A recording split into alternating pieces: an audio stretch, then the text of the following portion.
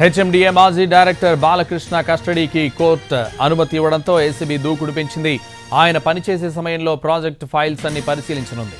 HMDA నుంచి files తెప్పించుకుని విచారణ చేపట్టాలని నిర్ణయించిన ఏసీబీ ఫైల్స్ ఇవ్వాలని హెచ్ఎండిఏ అధికారులకు లేఖ రాశారు.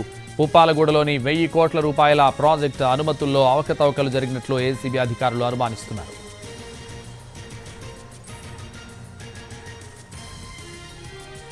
హెచ్ఎండిఏ మాజీ అధికారి బాలకృష్ణ అక్రమాస్తులు తవ్వే కొద్దీ బయటపడ్డాయి. దోచుకోవడంలో ఆయన సరికొత్త రికార్డులు సృష్టించారు. బాలకృష్ణ ఇంటి వైభోగాన్ని చూసి ఏసీబీ అధికారులకు మైండ్ బ్లాంక్ అయింది. ఆయన ఇంట్లో 30కి పైగా ఐఫోన్స్, 31 ఐప్యాడ్స్ దొరికాయి. అత్యంత ఖరీదైన అంతర్జాతీయ బ్రాండ్లకు చెందిన 120 వాచ్లు స్వాధీనం చేసుకున్నారు.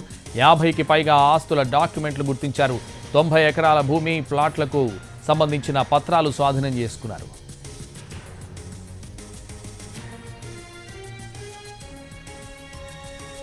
హెచ్ఎండిఏ మాజీ డైరెక్టర్ శివబాలకృష్ణ రిమాండ్ రిపోర్టులో సంచలన విషయాలు ప్రస్తావించింది ఏసీబీ.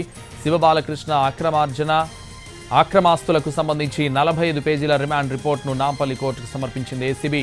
శివబాలకృష్ణ ఆయన కుటుంబ సభ్యులతో పాటు బినామీల పేర్ల మీద విల్లాలు, ఫ్లాట్లు రిజిస్ట్రేషన్ చేసినట్లు స్పష్టం చేసింది. మొత్తం 18 ప్రాంతాల్లో సోదాలు నిర్వహించామని, 50 ప్రాపర్టీస్ డాక్యుమెంట్లు, 90 ఎకరాల ల్యాండ్ పత్రాలు సీజ్ చేశామని తెలిపింది.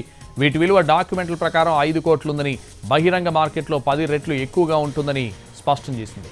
ఇవి కాకుండా 99 లక్షల రూపాయల నగదు, ఖరీదైన 4 కార్లు, భారీగా బంగారు ఆభరణాలను సీజ్ చేసింది.